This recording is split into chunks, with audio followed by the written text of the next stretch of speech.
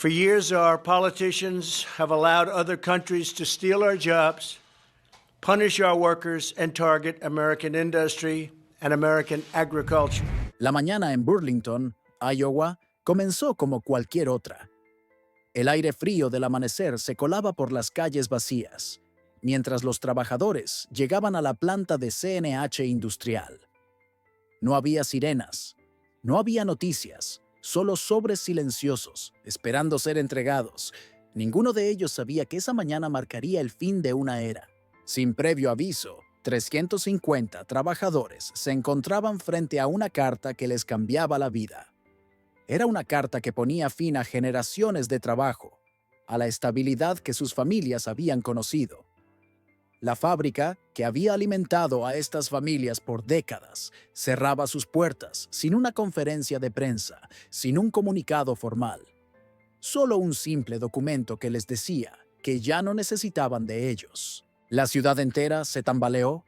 Burlington, una comunidad que había girado en torno a la fábrica, vio cómo se desmoronaban los pilares de su economía.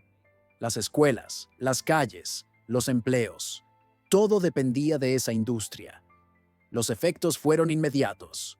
Los comercios locales, que sobrevivían gracias a los salarios de los trabajadores, comenzaron a cerrar. La incertidumbre se apoderó de las familias y el futuro se volvió incierto. Pero este no era un problema aislado de Iowa. La decisión de CNH Industrial resonó más allá de sus fronteras. Los ecos de este colapso industrial comenzaron a sentirse en todo el país. Y los trabajadores, atrapados en un sistema que los había dejado atrás, se preguntaban, ¿qué pasaría ahora? Este no fue solo un despido masivo, fue la caída de un pilar económico, de una promesa rota, de una lealtad olvidada. Y la historia que está por comenzar no se trata solo de maquinaria, ni de fábricas vacías. Es una historia de familias, de comunidades y de un futuro que se desvaneció en un abrir y cerrar de ojos. Antes de continuar, queremos pedirte un pequeño favor. Estamos trabajando para llegar a los 40,000 suscriptores y tu apoyo es fundamental para lograrlo. Si te está gustando este video, suscríbete al canal. Es rápido y no te quitará más de un segundo. Gracias por ayudarnos a seguir creando más contenido como este.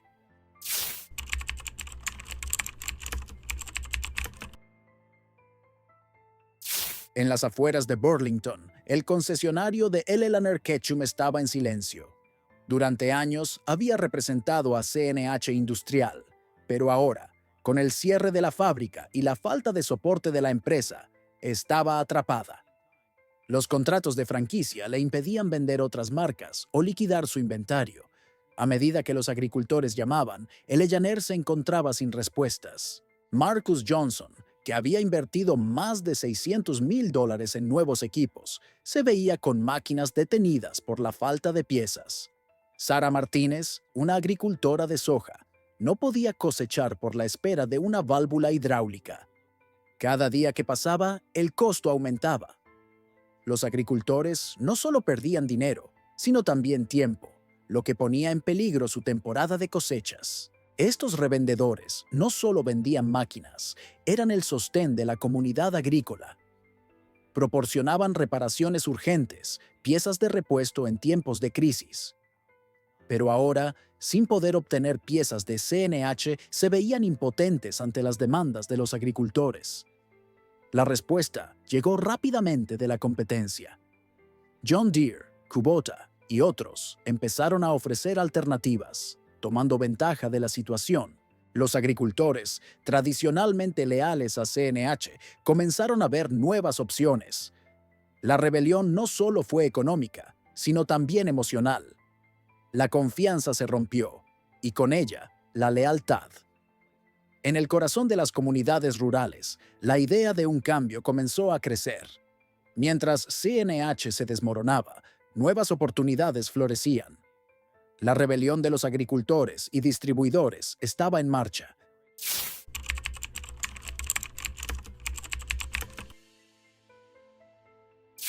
Mientras la fábrica de CNH cerraba sus puertas, la devastación se extendía mucho más allá de los trabajadores despedidos.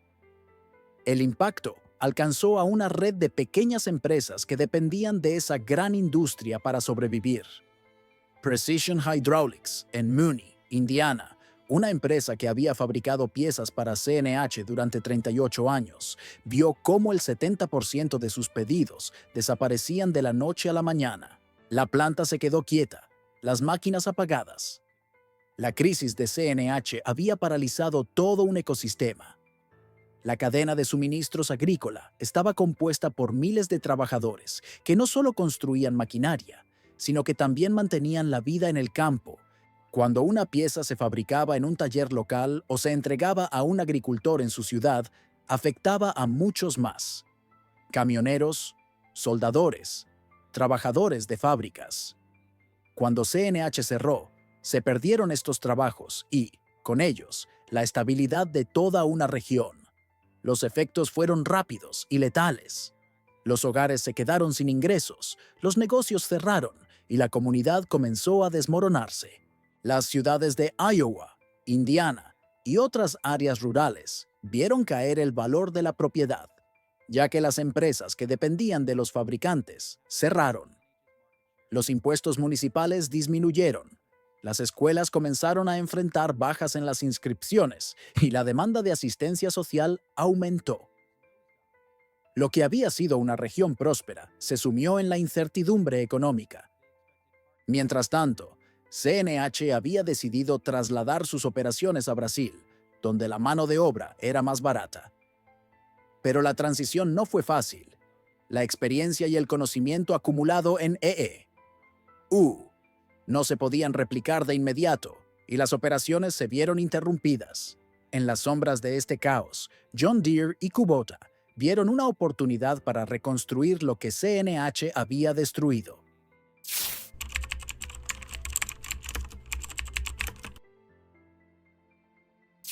Con la caída de CNH, otras empresas como John Deere y Kubota no tardaron en tomar la delantera. Mientras los agricultores y distribuidores luchaban por mantenerse a flote, estas compañías ofrecieron un salvavidas. John Deere, con su confianza en la calidad y la fiabilidad, comenzó a firmar acuerdos con los distribuidores afectados por el cierre de CNH, ofreciéndoles soporte financiero, intercambios de inventarios y condiciones favorables.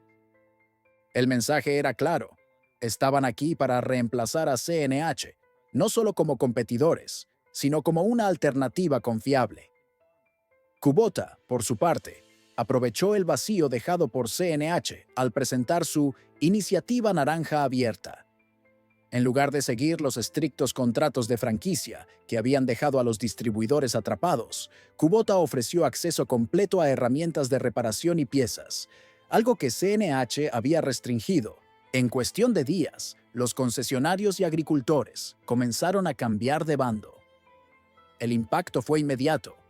La pintura verde de John Deere reemplazó a la roja de CNH en numerosos concesionarios, mientras que los agricultores, que antes eran leales a una marca, ahora se sentían traicionados y dispuestos a probar nuevas opciones. Pero no solo eran las marcas lo que estaba en juego. Esta transición significaba algo más profundo: una rebelión contra la falta de transparencia y la arrogancia corporativa. Los agricultores, que por años habían soportado la falta de apoyo, ahora veían en las nuevas alternativas una oportunidad para recuperar el control sobre sus negocios. La batalla no solo era por maquinaria, sino por confianza, autonomía y un futuro en el que las decisiones no dependieran de oficinas lejanas. Así, el colapso de CNH no solo abrió el camino para la competencia, sino que sembró las semillas de un cambio más grande en la industria agrícola.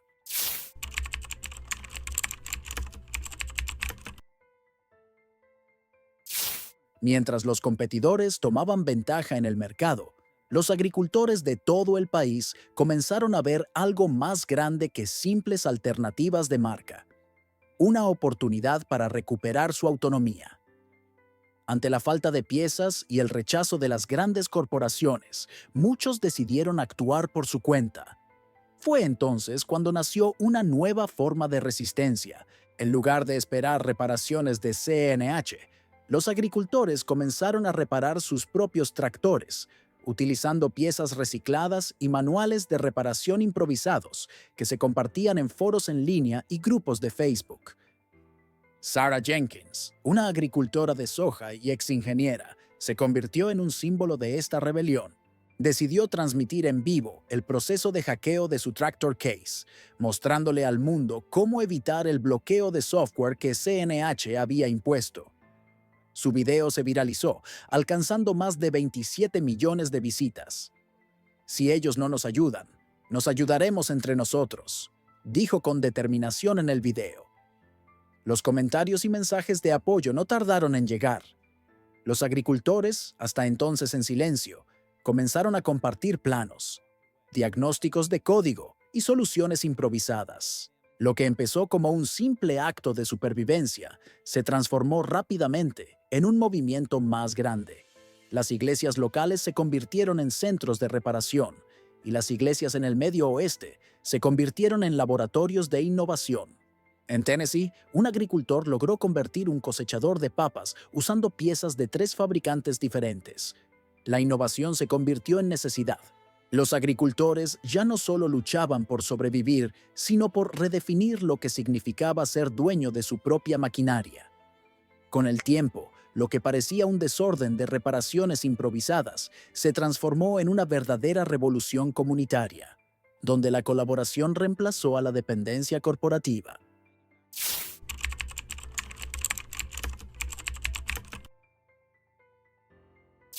La ola de desobediencia de los agricultores comenzó a resonar más allá de las granjas y los campos.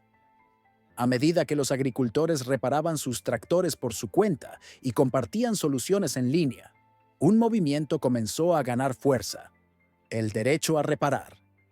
Este derecho no solo era una cuestión de supervivencia económica, sino también de justicia. Los agricultores, que durante años habían sido tratados como meros consumidores de productos con derechos limitados, comenzaron a exigir acceso a las herramientas, manuales y piezas necesarias para mantener sus equipos operativos. La respuesta política no se hizo esperar. El representante Thomas Chen, de Minnesota, se convirtió en el principal defensor del movimiento, presentando el primer proyecto de ley sobre el derecho a reparar a nivel estatal. Esto no se trata de izquierda o derecha, dijo en una rueda de prensa. Se trata de independencia. La propuesta obligaba a las grandes empresas como CNH, John Deere y Kubota a entregar manuales y piezas sin restricciones, permitiendo que los agricultores y concesionarios pudieran reparar sus equipos sin temor a invalidar garantías. Las empresas no tomaron bien esta propuesta. John Deere, que ya había perdido una gran parte del mercado, gastó millones en un intento por evitar que los estados aprobaran las leyes. CNH también se sumó a la resistencia, argumentando que el derecho a reparar ponía en riesgo la seguridad y la propiedad intelectual. Sin embargo, los legisladores vieron la lucha de los agricultores como una cuestión de poder corporativo versus los derechos de los ciudadanos, y en muchos estados, la propuesta fue aprobada con abrumadora mayoría. El derecho a reparar no solo se convirtió en una victoria legal, sino en una manifestación de lo que los agricultores finalmente entendieron. No solo estaban luchando por sus tractores, sino por recuperar el control de sus vidas y su futuro.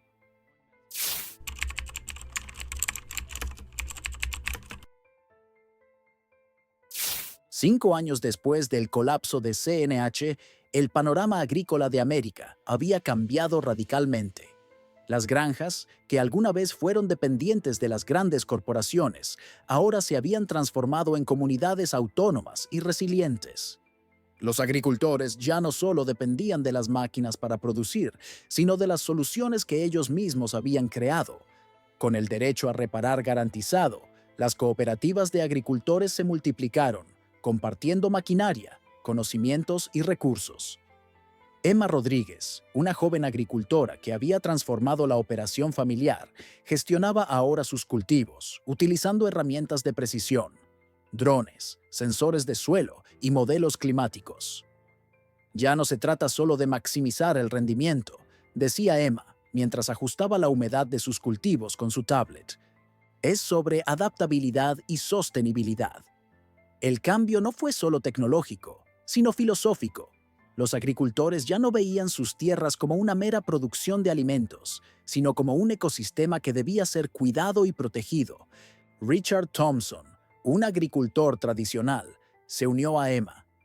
Juntos combinaban la sabiduría de los viejos tiempos con los avances tecnológicos. Mis ojos ven lo que los sensores no alcanzan a detectar, decía Richard, y los datos solo confirman lo que siento en el suelo. La colaboración entre generaciones se había convertido en el nuevo estándar. Las cooperativas no solo mejoraron la eficiencia, también redujeron los costos al compartir equipos caros y optimizar el uso de recursos. Reemplazamos la duplicación por la colaboración, decía Sarah Chen, coordinadora de la Prairie Alliance, un ejemplo de éxito en la cooperación agrícola. La unión les permitió acceder a tecnología avanzada, a la que antes solo los grandes productores tenían acceso. El futuro del sector agrícola ya no dependía de las grandes corporaciones.